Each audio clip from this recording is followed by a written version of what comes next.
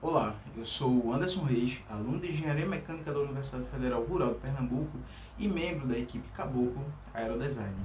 Neste vídeo eu vou te explicar como funcionam as superfícies hipersustentadoras ou dispositivos hipersustentadores.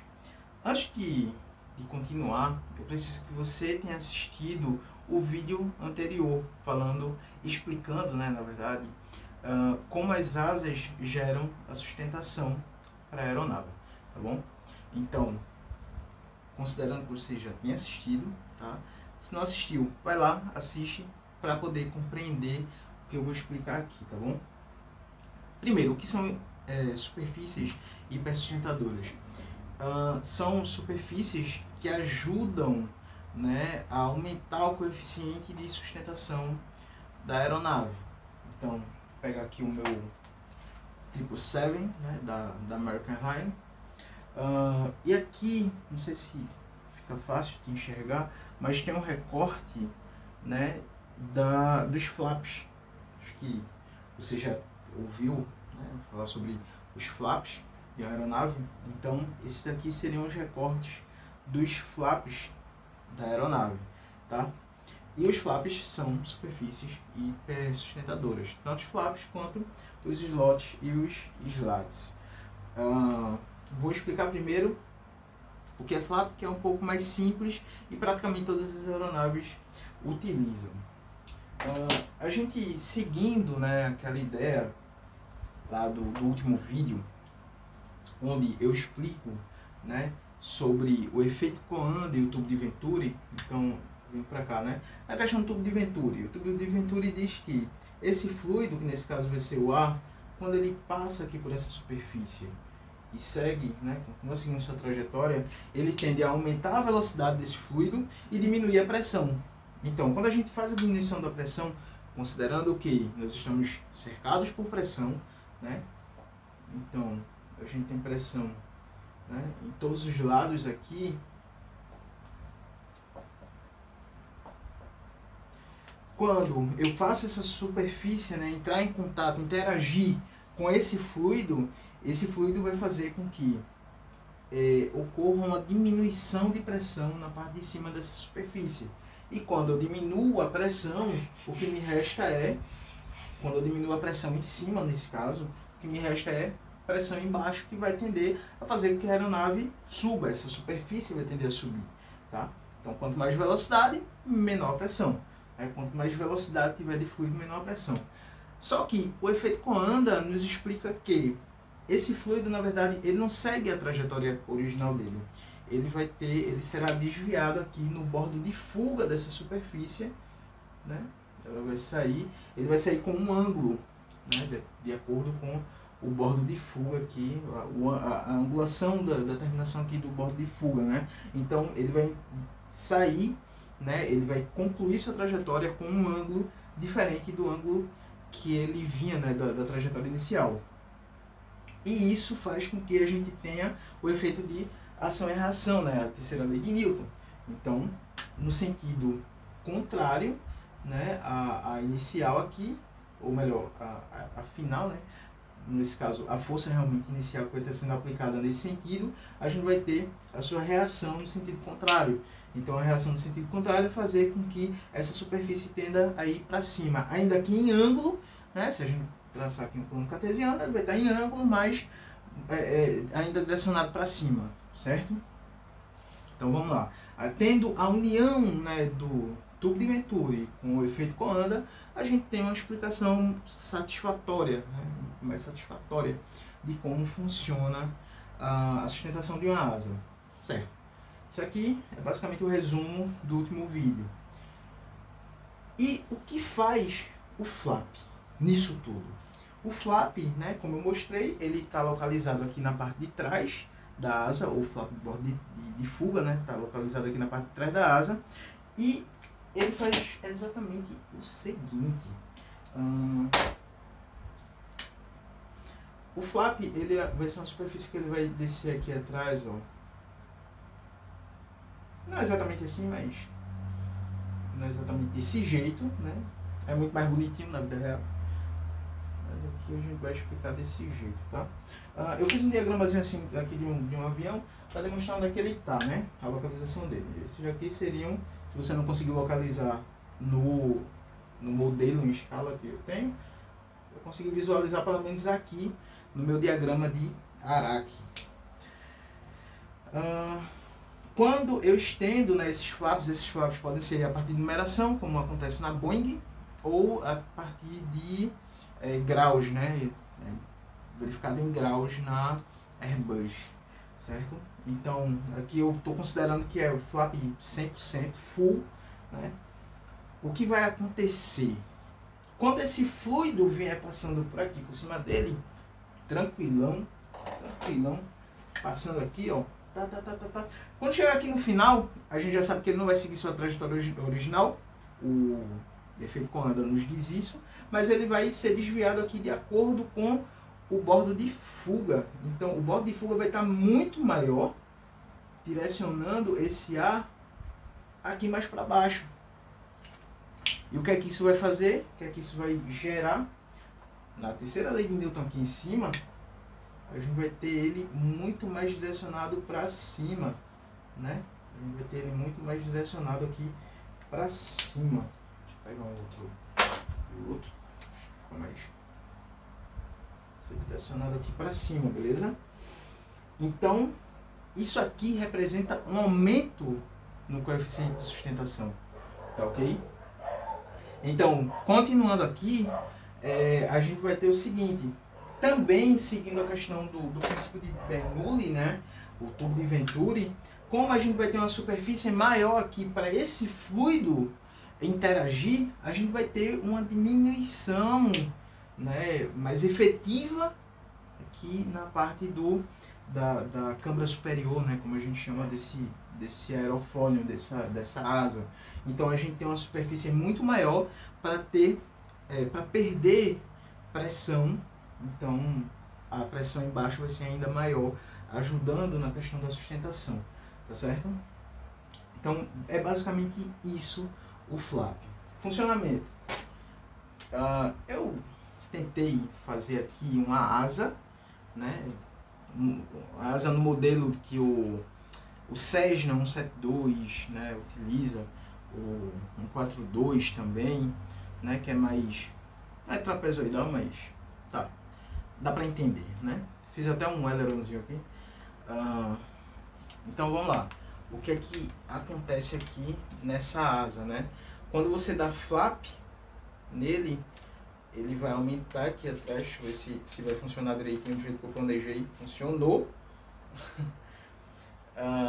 E o flap vai ser estendido aqui atrás, aumentando a sustentação, né? A partir disso, o ar vai estar passando por aqui, tu aumenta a sustentação, mas tu também aumenta o arrasto. É por isso que o flap, ele não é utilizado em voo, né? Você está fazendo um voo de cruzeiro, você não utiliza flap. Você utiliza flap em situações específicas, como pouso e decolagem. Aqui eu tenho, né, mais uma vez, um desses meus diagramas bem malucos, não sei se dá para entender. A pista, uma aeronave, está parecendo um disco voador, mas uma coisa meio OVNI, né, uma coisa meio ET, mas acho que dá para entender. Beleza, eu tenho uma aeronave aqui, em aproximação, a gente chama de final, que essa aeronave precisa ter.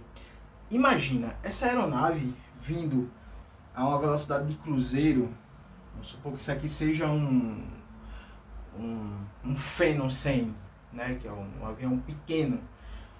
Esse avião ele voa a 900 km por hora, 950 km por hora. Imagina essa aeronave vindo com toda essa velocidade. Ainda que você reduza a potência dos motores, ela ainda vem com uma velocidade altíssima para o toque.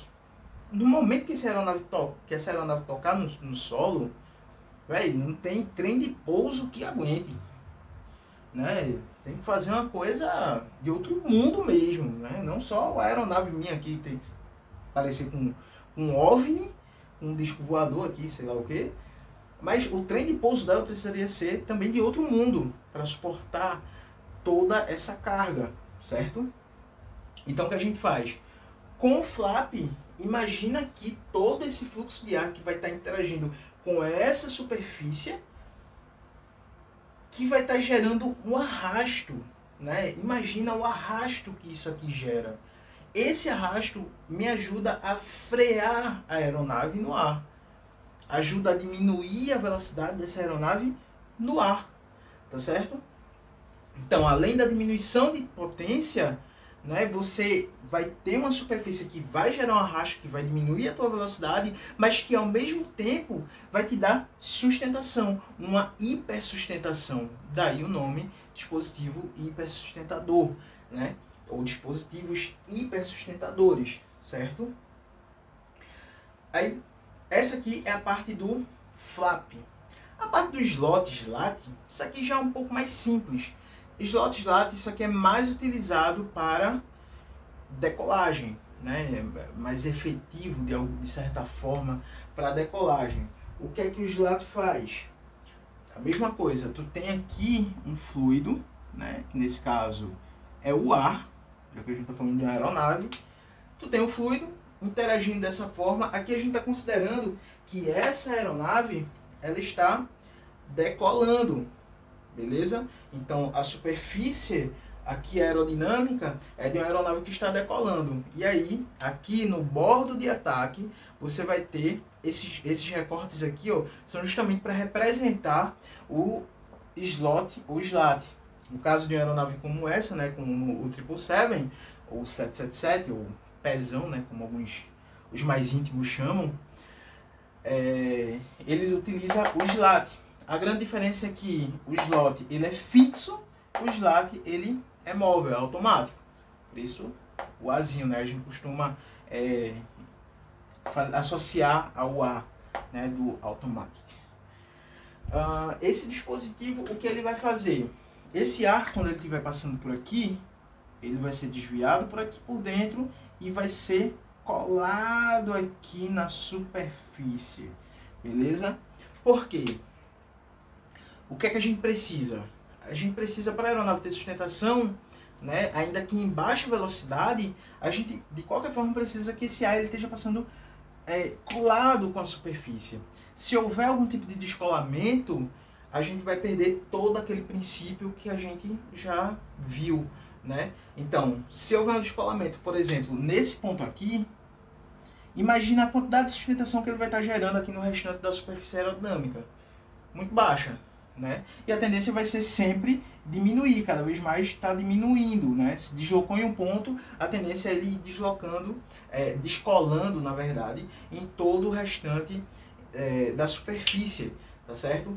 Então, o que é que isso vai provocar? Primeiro que a gente não vai ter mais a menor pressão, né? A perda de pressão por conta da velocidade do fluido passando aqui, interagindo com a superfície. Então a gente já destrói aqui o princípio de Bernoulli, né?